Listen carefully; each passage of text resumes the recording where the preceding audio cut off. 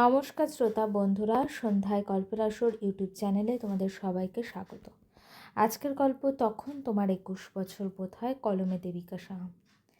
এক নাগারে তিন্নির বকাবকিটা এবার একটু বিরক্তিই লাগছে ঋদ্ধির জন্য। কি অদ্ভুত রে বাবা, একের পর এক বলেই যাচ্ছে, আমাকে তো কিছু বলার সুযোগই দিচ্ছে না। ওদিকে আমার যে আজকে জন্মদিন সেই খেয়ালও কি নেই, একবারের জন্যও তো উইশ করলো না, ওদিকে আমাকে কিছু বলতেও দিচ্ছে না। কী রে ঋদ্ধি, থেমে গেলি কেন? চল। ঋদ্ধিকে একটু পিছিয়ে পড়তে দেখে কথাটা বলে উঠল তিনি। না, আমার আর কোথাও যাওয়ার নেই, আমার ভালো লাগছে না, আমি আর হাঁটবো না, এখানে বসলাম, একটু পরে বাড়ি ফিরে যাব। এই না না, এরকম করলে কি করে হবে? এরকমই হবে, আমি আর যাচ্ছি না। এই মরেছে, ঋদ্ধি যদি এখন বেঁকে বসে না, তাহলে তো পুরো প্ল্যানটাই আমার মাটি হয়ে যাবে। কিন্তু এই মুহূর্তে ঋদ্ধি একেবারেই নাছোড়বান্ধা, ও কিছুতেই আর যাবে না। তিন্নি পড়েছে এবার মহা বিপাকে। কিন্তু এভাবে তো আর প্ল্যানটাকে ফ্লপ হতে দেওয়া যায় না, কিছু তো একটা করতেই হবে। আচ্ছা ঋদ্ধি, তুই শিওর যে তুই আর আমার সঙ্গে যাবি না? 200% শিওর? আচ্ছা, কী আর করা যাবে তাহলে? তুই তাহলে এখানেই বস একটু, আমি আর একটু হেঁটে আবার এখানে আসছি। As your wish. অদ্ভুত মেয়ে তো, বললাম একা যেতে আর সে চলেও গেল। এত ওবিডিয়েন্ট, কি আর বলবো, যেমন দাদা তেমনি বোন, দুজনে একটু বেশি বেশি বোঝে। আসলে সহজাত গুণ বলে কথা, একই না হয়ে আর যায় কোথাও। বেশ কিছুক্ষণ রাস্তার পাশে এই বসার জায়গাটাতে বসে আছে ঋদ্ধি। এখন আর ভোর নেই বলা, বেলা বেশ এগিয়েছে। ঘড়ির কাঁটা 7-এর ঘর ছাড়িয়ে গেছে ইতিমধ্যেই। পাশের পার্কটাতে কয়েকটা বাচ্চা এসে জড়ো হয়েছে, মনে হয় স্পোর্টস প্র্যাকটিস করবে। সকালবেলায় স্পোর্টস প্র্যাকটিসের মতো হেলদি অভ্যাসে মেতে থাকা বাচ্চাগুলোকে দেখে বেশ ভালোই লাগলো ঋদ্ধি। কি মনে হতে একটু এগিয়ে গেল বাচ্চাগুলোর দিকে, তবে ওদের দিকে এগিয়ে যেতে গিয়েও পাটা যেন একটু থমকে গেল। এখানে এরকম একটা দৃশ্য কোনোভাবেই এক্সপেক্ট করেনি ঋদ্ধি। ছোট্ট অংশু ওর ছোট ছোট পায়ে মাঠের দিকে এদিক থেকে ওদিকে দৌড়ে যাচ্ছে, হাতে একটা বিশাল বড় চকলেটের বাক্স। ওর মধ্যে থেকেই নিজের ছোট ছোট হাত দিয়ে চকলেট বের করে এক একটাকে যত্ন করে তুলে দিচ্ছে মাঠে খেলতে আসা বাচ্চাগুলোর মধ্যে। আর যেন কী সব বলছে। আরও একটা মজার বিষয় হচ্ছে, ওর মাথায় একটা বার্থডে ক্যাপ, আর অংশু সবাইকে চকলেট দেওয়ার সাথে সাথে সবাইকে বার্থডে ক্যাপও পরিয়ে দিচ্ছে। তবে কি আজকে অংশুর জন্মদিন? ও কি একা একা এসেছে? কিন্তু এতটুকু একটা বাচ্চা একা একাই বা কীভাবে আসবে? মনে মনে প্রশ্নগুলো নিয়ে আরও একটু সামনের দিকে এগিয়ে গেল ঋদ্ধি। নিজেকে একটু আড়াল করে পুরো বিষয়টাকে পর্যবেক্ষণ করতে ইচ্ছে হলো। এই নাও, এটা তোমার গিফট, চকলেট খাবে আর মিষ্টি মিষ্টি কথা বলবে, কেমন? আমার পাপা বলে যে চকলেট খেলে নাকি প্রমিস করতে হয় যে এরপর থেকে চকলেটের মতো মিষ্টি মিষ্টি কথা বলবো সবার সঙ্গে। তোমরা আমায় প্রমিস করছো তো? জানো তো আজকে আমার আন্টির জন্মদিন। পাপা প্রত্যেক বছর এই দিনটাতে কত কত গিফট দেয় সবাইকে। আমার না খুব মজা হয়, জানো তো। আচ্ছা, তোমরা একটু আমার সঙ্গে খেলবে? ছোট্ট অংশুর আধো আধো গলায় জড়িয়ে থাকা কথাগুলো শুনে থমকে গেল ঋদ্ধি।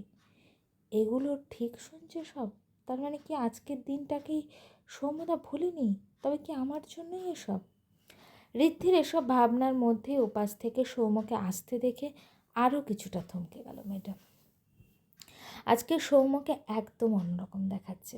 এতগুলো দিনে মানুষটাকে এতটা হাসি খুশি থাকতে কখনো দেখেনি ঋদ্ধি। অংশু, অনেক খেলা হয়েছে, এবার আমাদেরকে যেতে হবে, আরও অনেক বন্ধুদের কাছে যেতে হবে তো। নিজের পাপার কথাটা শুনে অংশুও বেশ স্মার্টলি ওপর থেকে নিচে মাথাটা নাড়ল। তারপর হাসতে হাসতে পাপার হাতটা ধরে সামনের দিকে এগিয়ে গেল। এভাবেও হয়তো শুভেচ্ছা জানানো যায়, কিছু না বলে গোপনে এভাবে কারো স্পেশাল দিনটাকে নিজের মতো করে সেলিব্রেট করা যায়। আজকে নিজের চোখে পুরো বিষয়টা না দেখলে হয়তো এই কথাটাকে কখনোই বিশ্বাস করতো না ঋদ্ধি। কিরে, অবাক হচ্ছিস তো?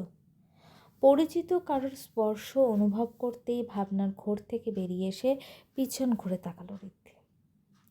দাদাভাই এভাবেই তোকে নিজের কল্পনায় রাখে, তোকে এভাবেই সবসময় নিজের চারদিকে অনুভব করেও ভালো থাকে।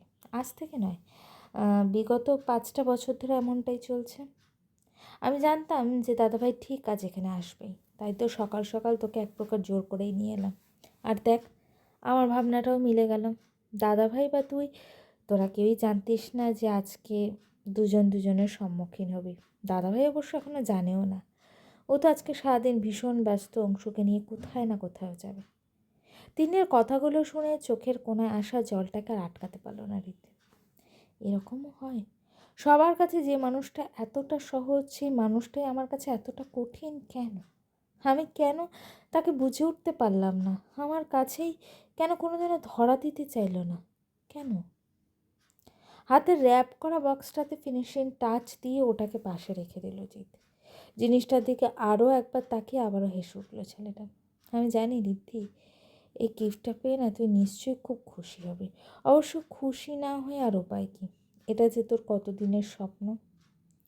আচ্ছা এসব পরে হবে, আগে ম্যাডামকে একটা ফোন করি। রাতে উইশ পেতে কোনো দিনই পছন্দ করেন না ম্যাডাম, তাই তো কাল 12টা পর্যন্ত জেগে থেকে তোকে কিছুই বলতে পারিনি। ওই হিসেবে ফার্স্ট উইশটা তোর ছবির সামনেই করতে হলো, কিন্তু এখন তো ফোন করেই তোকে শুভেচ্ছাটা জানাবো। কথাগুলো ভেবেই রিদ্ধির নাম্বারটাতে কল করলো জিৎ, কিন্তু আজকেও ছেলেটা এরকমভাবে নিরাশ হলো। 3-4বার ফোন করার পরও উপাস থেকে কোনো উত্তর পাওয়া গেল না। রিদ্ধি, তুই আজকের দিনটাতেও আমার ফোনটা রিসিভ করছিস না? আচ্ছা, আমাদের বন্ধুত্বটা কি এতটাই ফিকে হয়ে গেছে যে এখানে আসার পর থেকে তুই কেমন যেন বদলে যাচ্ছিস রিদ্ধি? কই আগে তো এমন ছিল না আমাদের সম্পর্কের সমীকরণটা। তবে এখন কেন? আমি যে তোর থেকে এরকম অবহেলাটা সহ্য করতে পারছি না। কেন রিদ্ধি? কেন? কেন করছিস আমার সঙ্গে এরকম? না রিদ্ধি, এরকম করতে পারিস না তুই আমার সঙ্গে। আমার এতদিনের বন্ধুত্বের মূল্য তুই এভাবে দিতে পারিস না, কিছুতেই না। আমাকে আমার বন্ধুত্বের ভালোবাসার মূল্য নিজেকে বুঝে নিতে হবে, by hook or by crook. বাড়ি ফিরে এসে মনে কাণ্ড দেখে তো রিদ্ধির রীতিমতো মাথায় হাত। একবার মনের দিকে তাকিয়ে এত কিছু আয়োজনের কারণটা জিজ্ঞেস করলেও আশানুরূপ কোনো উত্তর পেল না। রিদ্ধির মনই এখন ভীষণ ব্যস্ত। এখন এত কথা বলার সময় নেই। আর তাছাড়া শুধুই কি রান্না, নাকি আরও কত আয়োজন রয়েছে, সব কিছু একা হাতে সামলাতে হবে। এই কদিন রিদ্ধি হাতে হাতে অনেকটাই সাহায্য করে দিচ্ছে, তাই এই কদিনে পরিশ্রমটা ঠিক গায়ে লাগেনি। কিন্তু আজকে রিদ্ধিকে দিয়ে কোনো কাজ করানো যাবে না। এমনিতে খুব গরম পড়ে গেছে, আর বাইরে থেকে আসলে তো কোনো কথাই নেই। ডাইনিং রুমের ফ্যানটা চালিয়ে সোফাটার উপর বসলো রিদ্ধি। মনির হাতে হাতে একটু কাজ করে দেওয়ার কথা বলতে মনি রীতিমতো ঠেলে রান্নাঘর থেকে ওকে ওই ঘরে পাঠিয়ে দিল। জন্মদিন বলে একেবারে ভিআইপি বানিয়ে দিল নাকি? অদ্ভুত তো। আরে বাবা, আমি কি বাচ্চা নাকি যেভাবে জন্মদিন পালন করতে হবে? এই বয়সে এভাবে জন্মদিন পালন করার নমুনা দেখলে না লোকে এবার হাসবে। নিজে নিজেই কথাগুলো বলতে লাগলো রিদ্ধি। কেন? এতে হাসির কি আছে? আর জন্মদিন পালন করার সঙ্গে ছোট থাকো আর বড় হওয়ার কি সম্পর্ক রে? তোর সব আজে বাজে যুক্তি। মনি যা করেছে ভালোই করেছে। ও, তুই তুই তো এসব বলবি? হ্যাঁ বলবোই তো। আর শোন, তোকে না এত চিন্তা করতে হবে না এসব নিয়ে। আমি আছি তো, মনির হাতে হাতে কাজ করে দেবো। তুই যা, স্নানটা সেরে নে, এরপর আবার গেস্ট আসা শুরু করে দেবে। এই 1 সেকেন্ড, গেস্ট আবার কোত্থেকে এলো এর মধ্যে? মানে সিরিয়াসলি এখানে আবার ইনভিটেশনও করা হয়ে গেছে? আরে ভাই পিকুলি, আর আমার তো ভাবতেই অবাক লাগছে। তাহলে ভাবিস না। আর এত কিছু ভাবতে কে বলেছে শুনি? আমি যা বলছি সেটা চুপচাপ কর, বাকিটা আমি দেখে নিচ্ছি। ঋদ্ধিকে এক প্রকার জোর করে ওর ঘরের দিকে রেডি হতে পাঠিয়ে দিল তিনি। স্নান সেরে মনের কথা মতো রেডি হয়ে নিল ঋদ্ধি। ঋদ্ধি আজকে গোলাপি রঙের একটা ঢাকায় জামদানি পরেছে। মনের কড়া নির্দেশ, জন্মদিনের দিন শাড়ি পরতে হবে ঋদ্ধিকে। সেই মতো কালকে নিজের পছন্দ করা এই শাড়িটা কিনে এনেছে ঋদ্ধির জন্য। শাড়িটা পরে নিয়ে আয়নায় নিজেকে আরও একবার ভালো করে দেখে নিল। না, ঠিকঠাকই লাগছে। শাড়ি তো পরা হলো, কিন্তু এর সাথে ম্যাচিং করে গয়নাটাও তো পরতে হবে। এমনিতেই ঋদ্ধি সবসময় হালকা ইমিটেশন পরে সবসময়। আজ কি একটা মনে হতে নিজের ব্যাগ থেকে একটা বাক্স বের করলো মেয়েটা। এটা ঋদ্ধির মায়ের গয়নার বাক্স, ওর কাছেই থাকে সবসময়। যৎসামান্য ওই কটা গয়নাই ওর কাছে আছে, অনেক কিছু। মায়ের হার আর কানের দুল দুটো বের করে নিল, তারপর ওই গয়নাতেই নিজেকে একটু সাজিয়ে নিল। আজকে ইচ্ছে করে চোখের কাজলটা খুব বেশি গাঢ় করে দেয়নি, বরং একটু হালকা করেই পড়েছিল। কপালে একটা ছোট্ট টিপ আর তার সাথে হালকা টিপ। না, বেশ অন্যরকমই লাগছে, মনের পছন্দ হবে মনে হচ্ছে। কথাটা ভাবতেই একটা হাসির রেখা ফুটে উঠল ঋদ্ধির মুখে। আসতে পারি? পরিচিত কণ্ঠস্বর শুনে আয়নার দিক থেকে মুখটা ঘুরিয়ে সামনের দিকে তাকালো। এ কি জিৎ তুই? তোর আবার আমার ঘরে আসার জন্য এত অনুমতি নেওয়ার প্রয়োজন পড়লো কবে থেকে? আর তাছাড়া দরজাটা তো খোলাই ছিল। না মানে আজকাল আমার পজিশনটা মনে হয় একটু বদলেছে, তাই নিজে থেকে একটু মানার চেষ্টা করছি সব কিছু। ঘরে আস্তে আস্তে হাসি মুখে কথাগুলো বললো জিৎ। এনিওয়ে বসতে পারি না? মানে তুই পারমিশন দিলে বসবো না, না হলে না, যতই হোক ঘরটা তো তোর। জিৎ এসব কী ছেলে মানুষই হচ্ছে, আর তুই এরকম অড বিহেভিয়ারই বা কেন করছিস? ও, অড বিহেভিয়ার আমি করছি? আর এই কদিন ধরে তুই যেটা করছিস সেটা খুব সুস্থ ব্যবহার, তাই তো? যে তুই কী বলতে চাইছিস, মানে একটু পরিষ্কার করে বলবি প্লিজ? সবটাই জলের মতো পরিষ্কার রীতি। সকাল থেকে আমার ফোনটা ধরার একবারের জন্য সমান হয়নি, মানে সময় হয়নি তোর কাছে? এতটাই ব্যস্ত তুই আজকাল? দেখ যে মানে সকাল থেকে না আমি একটু ব্যস্ত ছিলাম রে। হ্যাঁ মানছি যে তোর ফোনটা রিসিভ করা উচিত ছিল আমার, আম, কিন্তু বিশ্বাস কর তখন আমি মর্নিং ওয়াকে গেছিলাম, আমার ফোনটাও সাইলেন্ট ছিল, তাই তোর কলটা দেখতে পাইনি। আর যখন দেখলাম বাড়ি এসে তখন তোকে কল ব্যাকও করেছিলাম, কিন্তু তোর ফোনটা মানে ব্যস্ত বলছিল।